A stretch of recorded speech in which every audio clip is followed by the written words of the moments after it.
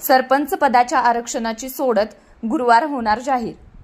अहमदपूर तालुक्यातील 97 ग्रामपंचायतीच्या सरपंच पदाच्या आरक्षणाची सोडत येत्या गुरुवारी दिनांक 24 एप्रिल रोजी सकाळी 10:30 वाजता तहसील कार्यालय अहमदपूर येथे होणार आहे।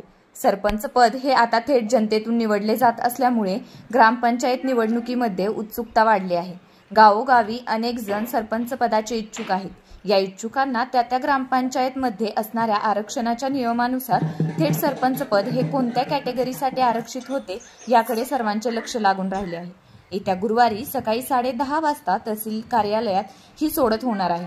यात एकूण 97 ग्रामपंचायतींपैकी अनुसूचित जातीसाठी 19, अनुसूचित जमातीसाठी 3 नागरिकांचा, मागास प्रवर्गासाठी 26 व खुल्या प्रवर्गासाठी 49 अशा एकूण 97 जागेसाठी हे आरक्षण सोडत होणार आहे।